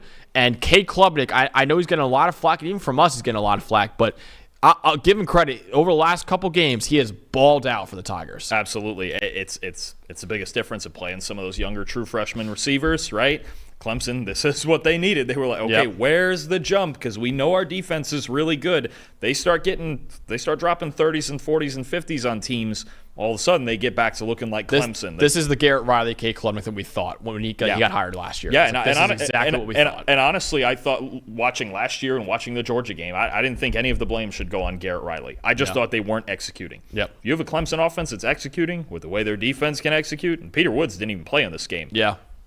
you got a football Now, team granted, it was App State and NC State who's really struggled so far, but it's good to see that they're taking care of business. You drop here. 59 points on anybody. That's still taking care of business. So who's your next guy you want to shout out here? Max, don't tell me the Iowa Hawkeyes can't score, because they've got the nation's leading rusher right now in Caleb Johnson, and he was just terrific against Minnesota. 21 carries, 206 yards, 3 touchdowns, 10 missed tackles. 85.7 rushing grade. And I loved his interview after the game. He was talking to NBC after the game. He said, I had to put the team on my back, and I won. And wow. That is an awesome quote. An awesome line. That's an awesome and then line. obviously, and then he credited his offensive line, too, after that. But a great line. And he just said, that's what he said. He just said, I have to do it, and I won. He's like, I won That's tonight. An incredible line. He's the nation's leading rusher right now, but I think over Ashton Ginty by like 120 yards or so. It's something crazy. He's got like 680 yards on the year. Look, Iowa defense, run game. And the second part of that right now is Caleb Johnson. Spectacular game against Minnesota. Put up 31 points on Minnesota. Minnesota plays good defense too. Yep. Caleb Johnson's the biggest reason. And look, I don't think, we talk about the Big Ten, some of those other teams. And look, they lost a tough game to Iowa State. But we can't forget about Iowa if they're going to actually be out here scoring points. I mean, listen, Amarian Hampton had 30 carries for 129 yards, so it wasn't like he went off in that. So even Caleb Johnson is doing better than what Amarian Johnson did. You're just under Hampton did. You're just under 10 yards a carry with 10 missed tackles. Yeah, I'll do it. That's a ball game right there. Yeah, every bit deserves a gold star for that one. I don't know how many games in a row he can do that because Iowa's offense is, but if he does, you got a real threat then. So he's probably the Doak Walker favorite right now, honestly. And the guy who I think is a John Mackey favorite, Dalton, is Harold Fannin Jr. from Bowling Green. 8 catches on 14 targets for 145 yards and a touchdown against Texas A&M. Bowling Green only had 105 yards to other receivers in this game. And a couple weeks ago, he had 137 yards and a touchdown against Penn State. So, I know a lot of people hearing, John Mackey favorite for Bowling Green. I don't think they're going to care about his max stats. Dude, he's putting up 145 yards against A&M and 140 yards against Penn State. They're going to see that and no, this guy could do it against anyone, literally. And right now, he has 349 receiving yards. That's 90 more than any other tight end in college football this year. 227 yards after the catch. That's 75 more than any other tight end in college football. So we kind of, put him on Trevor Sickman's radar recently, and now he's a top 5 tight end in the NFL draft according to Trevor. He is, I think right now he's the best tight end in college football. I mean, he is, Colston Loveland's up there. I just don't think the situation for him is all that great in Michigan, but Harold Fannin Jr. right now is the favorite to win the John Mackey Award because he is dominating against some really, really good defenses too. No, absolutely. And like you just said, he hasn't even gotten into the max schedule yet, which he certainly tore up last year. No, this is just a fantastic football player. And like you said, first half against Penn State, they had no answers. No answers. He's fast. He can win vertically, especially after the catch. He's spectacular. Fannin's a great player, and it's good that you mentioned that about Trevor too, because we told him, we said you need to watch this, and he immediately made him, I believe, tight end 4. He made him that. Just what he does with the ball in his hands is just terrific. I mean, in Bowling Green, they're going to be a fun team to watch in the MAC because of Fannin. Third one, we had a rivalry game in Dallas. SMU hosting TCU. Big win for SMU. Got some turnovers early, got ahead early, and then I just had to highlight one of my favorite players in the country, Elijah Roberts, big defensive end, outside linebacker for SMU. 91.3 grade. He was allowed to tee off because they were ahead the whole game. TCU had early turnovers and fell behind. 3 pressures, a strip sack, 3 run stops. Elijah Roberts, these are just the types of days he can have. I think very quietly, I think he's one of the most underrated edge defenders in the country for the Mustangs. And I think for them to score some more points, to get some turnovers, get some momentum plays for him. Kevin Jennings had his best game, his best start of the year. But Elijah Roberts, to me, their best defensive player and a guy that, especially when they're ahead in games, look out, because he's one of, especially just powerful. You talk about strength, one of the best power rushers in the country. He's a player I really liked last year, starting to get hot now. Big win over a rival in TCU. I know in Dallas there's big bragging rights about that. How about Sonny Dykes getting ejected from that game? Yeah, against his old team. Yeah, I love that. Of course, I think they said he's the first coach since they put in the rule about 2 unsportsmanlike conduct penalties. First coach to get ejected for that. That's hilarious. And of course he does it in that game against SMU. Just a weird thing there. But Elijah Roberts, superstar edge rusher for the SMU Mustangs. I love that. My last guy I'm going to is Will Campbell, the offensive tackle from LSU, who's probably going to be... He's pretty good. He's pretty good. Probably a top 5, top 10 pick in the draft. And honestly, Dalton, after last week in South Carolina, I would have said, man, he might be moving down the board because he had a rough game against the Gamecocks. He had a 47.9 pass blocking grade against the South Carolina in that game. He responded so well against UCLA yesterday, though. 88.5 PFF grade, the best he's had since week 5 of last season, and also the first time in his entire career that he's had 80+ grades as a pass blocker and as a run blocker in the same game. No pressures allowed on 44 pass blocking snaps, and like I mentioned before, there are times where you can get beat by your defender but not allow pressure. He didn't get beaten once by his defender against UCLA. And he had 8 positively graded blocks in the run game on only 28 snaps as a run blocker as well. This guy is a massive, massive bounce back game for Will Campbell, for a guy who a lot of people think could be a top 5, maybe even higher pick in the draft with the quarterback class not looking great. And I mentioned before how I thought Kelvin Banks Jr. starting to overtake him for OT1 in the draft and maybe OT1 in college football. This is the kind of game, though, you get back on track and, okay, this is why Will Campbell is one of the best, not even tackles and offensive linemen, one of the best players in college football is because of games like these. Yeah, absolutely. And I do think his job is a little bit harder with Jaden Daniels gone, and Nussmeier doesn't move like Jaden Daniels does. And look, I think, South Carolina, credit them. That's an elite defensive line. Oh, yeah. And those are, you see Will Campbell and those elite types of pass rushers like the ones South Carolina has, or last year when you talk about facing like Turner and Braswell or Jared Verse, yeah. right? Those are the only guys that gets him. When he plays guys that aren't on an elite level, he's lights out. It's over. It's just over. So he's proven what he can do at the very least, has maybe the highest floor of any player in the country, at least any offensive lineman.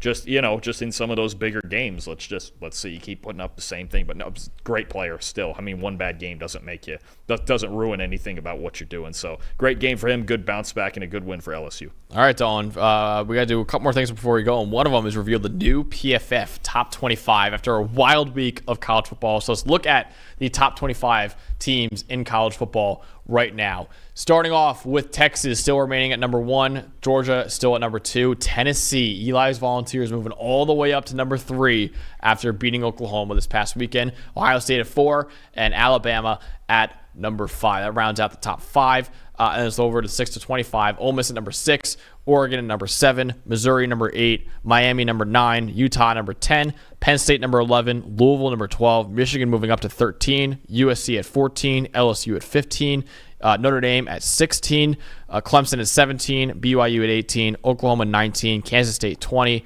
Illinois number 21, Oklahoma State number 22, Iowa State number 23, UNLV number 24, and Washington State joining the top 25 after a 4-0 start to their season as well. So, Dalton, really sticks out to you in that the new top 25 that we have. Well, first of all, we're going to get that top 5 matchup between Georgia and Alabama. Man, oh, man. Yeah. I mean, right this minute, I'd have to take a deep dive into it in the next 2 days. I have no idea who's going to win that game. I think it's as toss-up a game as we've had all year. I think that's what it's. Kirby versus Alabama. DeBoer's first game in the rivalry. They're both super talented. Jalen Milroe's starting to figure it out. Had a great game against Wisconsin, and I think you've got enough cracks in the armor for both teams where you could absolutely see both of them winning. And then I think, look, the Big 12 is pretty well represented. Yeah, especially there in about 10 through 25. You look at BYU, K-State stays in there. We almost thought about putting Arizona back in, but they were off this week. They've got a big game coming up at Utah. Utah looks great right now. It's a lot of fun, and I'll tell you what, UNLV at 24. It's a team I keep bringing up. I know I keep bringing them up. That's a G5 team to look out for. They've got 2 Power 5 wins already, and do they have a third one coming? They might. Well, they probably will if Fran Brown keeps coaching like that. It's just they just need to look out, UNLV. I know all the talk's been about Boise.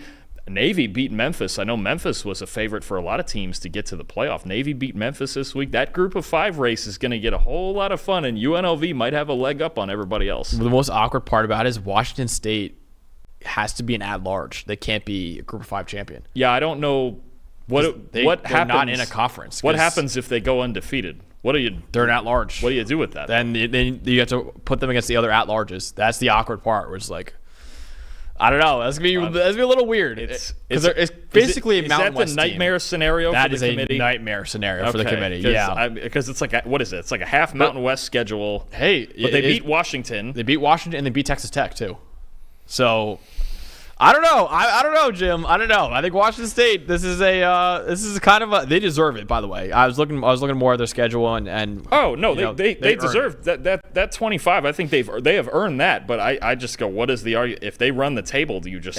They can't be a champion. It has to be an at-large team because they will not play a conference title game. Can you imagine something like a 12-0 Wazoo against like an 11-1 Missouri? And credit to Wazoo, man. They're giving a big middle finger to the rest of the Pac-12 that left. Like, hey, you thought you could have left? No, they're 4-0. Oregon State's 3-1. Yeah, I mean, and the one loss was to Oregon, that's Oregon. That's what they're going to do. I mean, no, that's going to be a weird situation to watch as we get into it. Because here's another one. We talk about Liberty and the easiest strength of schedule in the country. Yeah. Liberty goes undefeated and Wazoo gets undefeated. You put in Wazoo. Well, the problem is Liberty wins the conference. That's the champion. Wazoo has to be an at-large team. Winning the Pac-2, winning the Pac-2 doesn't count. No. Oh man. So they're an at-large team. Yeah, no matter what happens, they're an at-large. Nightmare that's scenario. they're essentially Notre Dame right now, where they can only be an at-large team.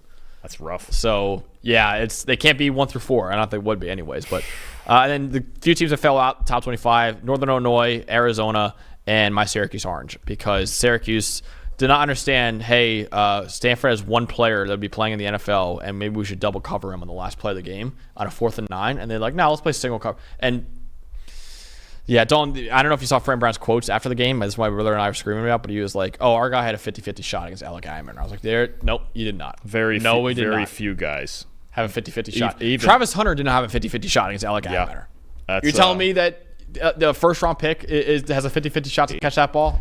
Those are the marginal things that can win and lose football games. Oh, boy. For Fran. sure. Oh, we're going to have issues, Fran. I'm going to keep doing this. But, no, I'm still a believer in him, and I'm excited to see what they can do the rest of the year. But that was a rough game for Syracuse. But that's what we got, though, for a really fun week of college football. Great week coming up, Dalton. We have some massive games on the slate, on the docket. We go over really quickly. But, we have – what are the games that we have? Alabama and Georgia, Illinois, Penn State, Louisville, Notre Dame, Oklahoma State, Kansas State, Arizona, Utah, and Colorado, UCF. Those are the 6 games that we are previewing this weekend. Or on Tuesday. That is some slate right there. You talk about Oklahoma State and Kansas State have to play each other coming off those losses. That's just silly. I think Colorado, UCF just got real interesting. But that game at the top, I mean, it's the start of Georgia. I'll tell you, Georgia's schedule is just brutal. Yeah. I mean, they've got to play Bama. They have to play Ole Miss. They have to play Texas. I mean, this is just the start of the gauntlet for Georgia. And look, they can't win. They won't beat Bama the same way that they played Kentucky. No, they need to be you were there for that one. They need to be a whole lot better than that. And Bama showed what they were worth against Wisconsin. And I know it's a win we expected them to get, but they were dominant. That's going to be a ball game right there. I mean, obviously it's a top 5 matchup, but all of these games, honestly, you know what you have in some of these games too, some really good defenses. I'll tell you, I don't think Penn State should sleep on Illinois either. I hope they're not. They better not. They better not. You know that well because Illinois plays really good defense, and again, if they get pass protection, they're a problem. They absolutely have a shot in that game. How about 3 Big 12 games we're previewing in the most wide open conference in America? We have to. And I just think the story of all 3 games. Oklahoma State and K-State coming off those losses and playing each other. One of their Big 12 hopes is basically going to end next week. Yeah. Honestly, the loser of that game, their Big 12 hopes are going to end. Arizona has to bounce back now from that loss to K-State, which wasn't a conference loss, luckily. Yeah. And go at Utah, and Utah's riding the momentum. Mm-hmm. And again, I want to see this Colorado run defense against this UCF run, against R.J. Harvey in this UCF run game. We got some wicked games next week. We're getting to the point now where the slates are just awesome. I mean, we're going to have 4 ranked games. I mean, there's going to be guaranteed 4 ranked games. And, I mean, and then Arizona, Utah, and Colorado, UCF are absolutely fantastic games as well. So, yeah, those are 6 games we're previewing Tuesday night at 6 p.m. Make sure you guys tune in for the preview show on Tuesday night. Shout out producer Quinn, producer Ty back there. No shout out to Eli. Didn't show up today. Didn't show up to work today. He's in Knoxville. Celebrating a big win. He's in Knoxville. Nico Yamaliava just celebrating. So, yeah, Eli's enjoying in the Tennessee win right now. But shout out to producer Quinn and producer Ty for coming in today. And, yeah, awesome week of college football. We'll see you guys Tuesday night for our Week 5 preview show.